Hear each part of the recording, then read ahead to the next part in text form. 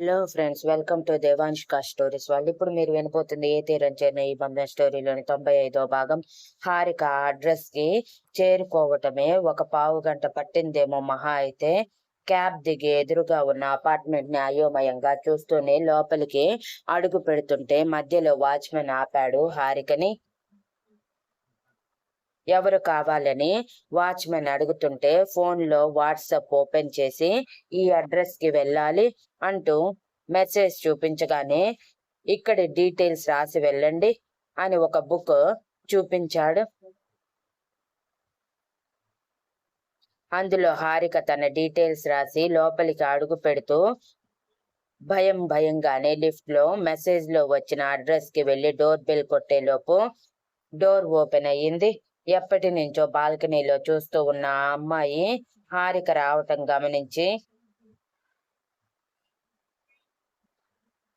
రండి రండి, మీకోసమే చూస్తున్నాను, సౌండ్ చేయొద్దు ప్లీజ్ అని హారికని లోపలికి తీసుకువచ్చి డోర్ క్లోజ్ చేసి, ఇది మీ జీవితానికి సంబంధించిన విషయం, బాగా ఆలోచించిన తర్వాతే ఏ నిర్ణయమైనా తీసుకోండి. ఇవన్నీ మీకు చెప్పాల్సిన అవసరం నాకు లేదు, కానీ నా బాధ్యతగా నేను చెప్తున్నాను. సాటి ఆడపిల్లగా ఎన్నాళ్ళ నుంచో మోసపోతున్న మిమ్మల్ని కళ్ళు తెరిపించటానికి ఇక్కడికి రప్పించాను. ఐఎమ్ సారీ ఇంత లేట్ గా చెప్తున్నందుకు. బట్ అప్పటికి నేను నా ఫ్రెండ్ కి చాలా చెప్పి చూశాను, తను వినలేదు అని చిన్నగా మాట్లాడుతూ ఉంటే హారిక చిక్కబట్టుకున్న గుండెతో, మీరు ఏం మాట్లాడుతున్నారో నాకు అర్థం కావట్లేదు, కొంచెం క్లారిటీగా చెప్పరా ప్లీజ్ అని అడిగింది. చెప్పటం ఎందుకో చూపిస్తాను పదండి. మీకోసమే ఆఫీసుకి కూడా వెళ్లకుండా లీవ్ పెట్టాను, రండి అంటూ హారికని తీసుకువెళ్లి ఒక రూమ్ ఎదురుగా నిలబెట్టి, డోర్ ఓపెన్ చేయండి, మీకే తెలుస్తుంది, చూశాక పిచ్చి పిచ్చి ఆలోచనలు చేయకండి, ధైర్యంగా నిలబడండి అని తన భుజం తట్టి పక్కకి వెళ్ళగానే హారిక హెచ్చుతున్న గుండెతో వణుకుతున్న చేతులతో డోర్ తట్టగానే లోపల డోర్ వేసుకోవటం ఆతృతలో మర్చిపోయిన మణికర్, మోక్ష డోర్ ఓపెన్ అయ్యి ఇద్దరు బ్లాంకెట్ లో నవ్వుకుంటూ మాట్లాడుకుంటూ ఉన్నారు. వారి బట్టలు బెడ్ కి పక్కన పడి ఉన్నాయి.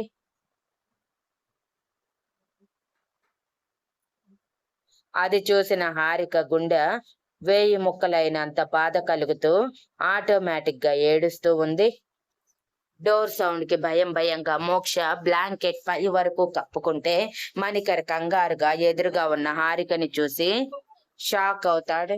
షాక్ అయ్యి హారిక అని అన్నాడు. హారిక అడుగులో అడుగు వేసుకుంటూ వాళ్ళ దగ్గరికి చేరి తను చూస్తుంది నిజమా కాదా అని మణికర్ని ముట్టుకునేలోపు యశస్వి ఏడుస్తూ ఉండటంతో అది నిజమని అర్థమవ్వగానే ఆ అని గట్టిగా అరుస్తూ తల పట్టుకుని తల కొట్టుకుంటూ కింద కూర్చుని పోయింది. తనతో పాటు యశస్వి కూడా ఏడుస్తూ ఉంటే సడన్ గా వచ్చిన హారికని చూసి మణికర్, మోక్ష కంగారుగా కిందకి దిగాలని చూస్తూ ఉంటే హారిక ఒక్కసారిగా పైకి లేచి మణికర్ చెంపలు వాచేలా కొడుతూ, ఏం తక్కువ చేశాన్రా నీకు, ఇలా ఎందుకు చేశావు, అసలు నన్నెలా మోసం చేయాలనిపించిందిరా అని అరిచి మోక్ష కిందకి దిగి బట్టలు వేసుకుంటూ ఉంటే, ఇంకా ఎందుకే అవి నీకు, అవి వేసుకుంటున్నావు, సిగ్గులేదా, పెళ్ళైన మగాన్ని వల్లో వేసుకోవటానికి, మీలాంటి ఆడవాళ్ళని చంపినా పాపం లేదు.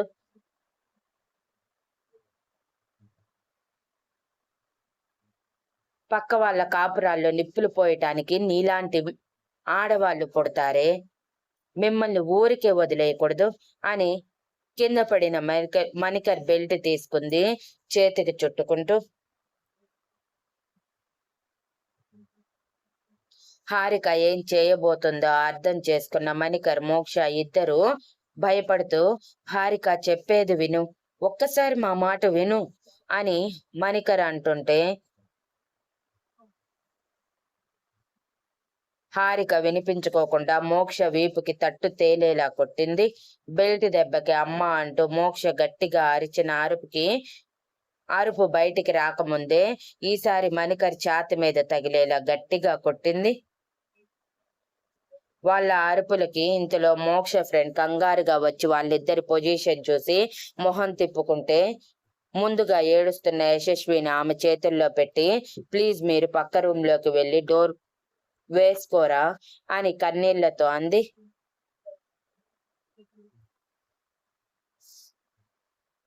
తప్పకుండా అండి, కానీ మీరు హోప్ కోల్పోవద్దు అని అసహ్యంగా ఇద్దరి వైపు ఒక్క క్షణం చూసి వెళ్ళిపోతే, ఆలోపు మోక్ష టాప్ వేసుకుంటే మణికర్ కింద ప్యాంట్ వేసుకొని, ఆగు హారిక, ఎందుకు కొడుతున్నావు, అసలు చెప్పేది వినవా అని మణికర్ కోపంగా అరుస్తుంటే, హారిక తట్టుకోలేని బాధ, కోపం, ఫ్రస్ట్రేషన్, తన మోసపోయిందన్న ఊహ కూడా భరించలేక ఆపకుండా ఇద్దరిని కొడుతూ, ఇంకా ఏం వినాలిరా, ఇన్నాళ్ళ నుంచి ఏదో ఫ్రస్ట్రేషన్ లో ఉన్నావు, కొన్ని రోజులు పోతే నువ్వే నార్మల్ అవుతావని ఎదురు చూస్తూ ఉంటే నన్ను మోసం చేసి దీంతో రంకు సాగిస్తావా? మీ ఇద్దరిని ఊరికే వదిలిపెట్టను. నాకు చేసిన మోసానికి మీరు మూల్యం చెల్లించక తప్పదు అని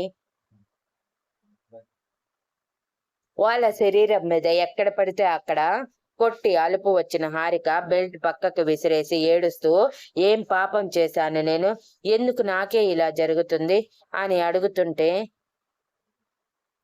మణికర్ కోపంగా తన ఒంటి మీద ఉన్న దెబ్బలు చూసుకుంటూ, భర్తనని కూడా చూడకుండా ఇలా కొడతావా, భార్యగా భర్తని చూసుకునే విధానం ఇదా అని అరుస్తుంటే, హారిక కోపంగా అతని మరో చెంప మీద కూడా కొట్టి, నువ్వు మాట్లాడకు భార్యాభర్తల బంధం గురించి, నీ నోటి నుంచి ఆ మాటలు వస్తుంటే వినటానికి అసహ్యంగా ఉంది అని అసహ్యంగా చూస్తూ మోక్ష దగ్గరికి వెళ్లి జుట్టు పట్టుకొని, అసలు ఎందుకు నా మొగుడితో ఇలా పడుకున్నావే, ఒక్క క్షణం కూడా ఆలోచించలేకపోయావా, వాడికి ఒక ఫ్యామిలీ ఉంది, ఇలా చేస్తే ఆ ఫ్యామిలీ ఏమైపోతుందని అని అరుస్తూ తన చంపలు వాచేలా మరో చేతితో ఆపకుండా కొడుతూనే ఉంది. మోక్ష ఏడుస్తూ వదిలేయమని అడుగుతుంటే హారిక వదిలేయకుండా అంతే కొడుతూ ఉంటే చూడలేని మణికర్ మోక్షని వెనక్కి లాగి హారికని తోసేసి, మోక్షని ఎందుకు కొడుతున్నావు, నువ్వంటే నాకు ఇష్టం లేదు, అసలు భారీగా ఏ ఒక్క పని నువ్వు చేయలేదు, అందుకే నీ మీద ఉన్న ఇష్టం రోజు రోజుకి తగ్గిపోయింది, నాకిప్పుడు మోక్ష అంటే ప్రాణం, తనని పెళ్లి చేసుకోవాలి అనుకుంటున్నాను, నీకు ముందుగానే చెప్పాలనుకున్నాను, కానీ ఎలా రియాక్ట్ అవుతావో, ఒకవేళ నీ తమ్ముడికి చెప్పి తీసుకువచ్చి ఇంటి మీద గొడవ చేస్తావేమోనని ఆగాను, ఈ రోజు ఎలానో తెలిసిపోయింది కాబట్టి నువ్వు నాకు అవసరం లేదు హారిక, వెళ్ళిపోవచ్చు నా జీవితం నుంచి శాశ్వతంగా, నా కూతుర్ని వెళ్ళాలని కలలో కూడా అనుకోకు, అది నా కూతురు, నాతోనే ఉంటుంది, వెళ్ళిపోయి ఇక్కడి నుంచి నువ్వు అని అరిచాడు. హారిక కోపంతో రగిలిపోతూ, ఏం వాగుతున్నావురా, యశస్వి నీ కూతురా, ఆ కూతురు ఎక్కడి నుంచి వచ్చింది, నాతో సంసారం చేస్తేనే నీ కూతురు వచ్చింది, నేను 9 మాసాలు మోసి కంటే వచ్చింది ఆ కూతురు, అటువంటి నా కూతురు మీద హక్కు లేకుండా పోయింది అనుకుంటున్నావా, నాకు అసలు ఎప్పటి నుంచి ఈ సీక్రెట్ రిలేషన్ మెయింటైన్ చేస్తున్నారు, ఏమే ఫ్రెండ్ అంటూ నా మొగుడిని వల్లో వేసుకుని వాడి పక్కలోకి వెళ్ళిపోయావా, సిగ్గు లేదా, ఆడదానిగా పుట్టావు, కొంచెం కూడా విలువలు తెలియవా, ఎందుకే నువ్వు బ్రతికి ఉండటం, చావాల్సింది కదా అని అరుస్తూ ఉంటే మణికర్ కోపంగా హారిక గొంతు పట్టుకొని నలుపుతూ, చూడు హారిక, ఇంతవరకు సైలెంట్ గా ఉంది, ఏదో బాధలో ఉన్నావు, 4 అరిచి కొడితే నీ బాధ తీరుతుందని ఊరుకున్నాను. లేకపోతే నువ్వు మమ్మల్ని కొట్టిన దానికంటే ఎక్కువ నేను కొట్టగలను. గుర్తుంచుకో, ఇది నా సొంతం అని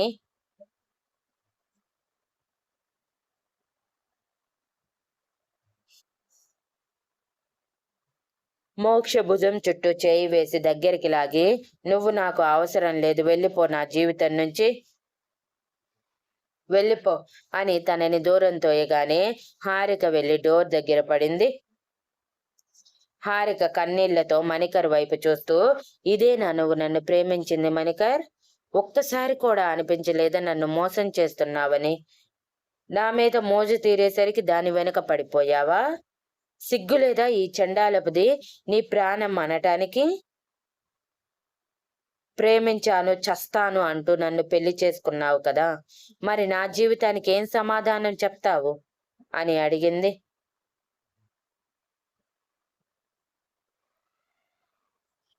నువ్వే సవ్యంగా ఉండుంటే నేను పక్కదారులు వెతుక్కోవలసిన అవసరం ఏంటి హారిక?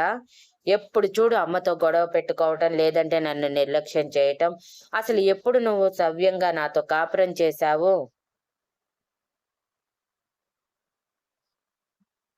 పెళ్ళైన దగ్గర నుంచి ఇంటికి వస్తే చాలు మనశ్శాంతి లేకుండా ఒకటే గొడవలు పెట్టుకుంటూ ఉన్నారే తప్ప సవ్యంగా ఏ రోజైనా ఉన్నావా అని అరిచాడు.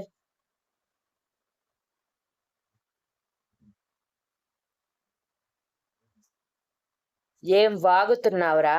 నువ్వే కదరా మీ అమ్మ చెప్పినట్టు వినమని చెప్పింది. మీ అమ్మ చెప్పినట్టు వింటేనే కదరా నిన్ను నిర్లక్ష్యం చేసింది.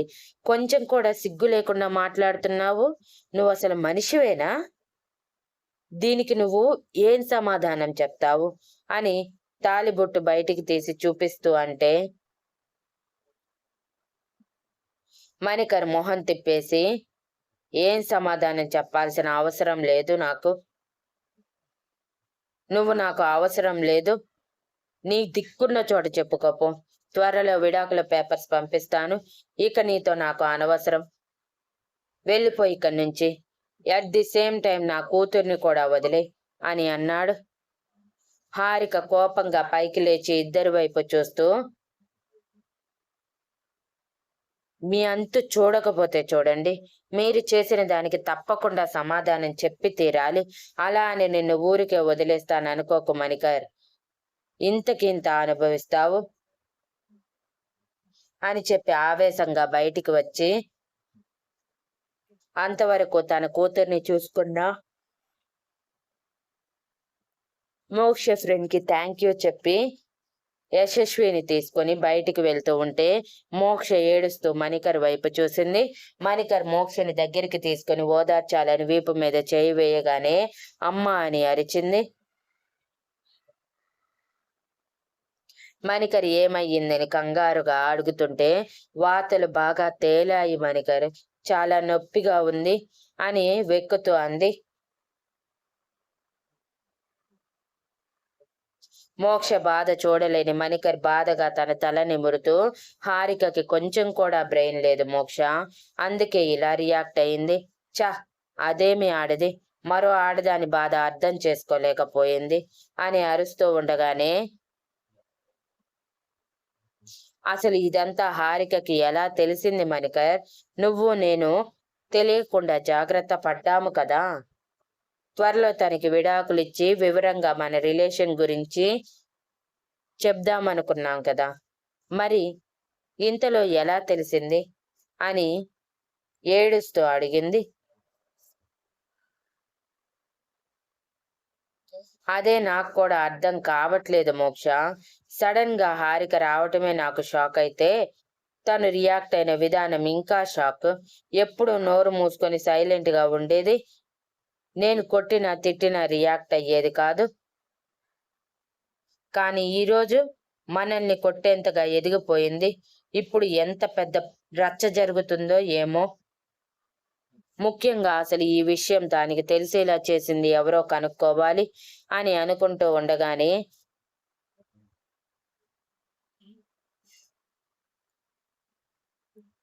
ఆ మాటలన్నీ హాల్లో ఉండి విన్న మోక్ష ఫ్రెండ్ కోపంగా వాళ్ళ డోర్ దగ్గర నిలబడి, నేనే చెప్పాను మీ ఇల్లీగల్ రిలేషన్ని మీ భార్యకు తెలిసేలా చేశాను అని కోపంగా చెప్పి హ్యాండ్ బ్యాగ్ తీసుకొని ఇప్పటికైనా మారండి, లేదంటే జీవితాన్ని నష్టపోతారు అని సీరియస్గా చెప్పి బయటికి వెళ్ళిపోయింది. Thank you for listening and please like, share, comment and subscribe.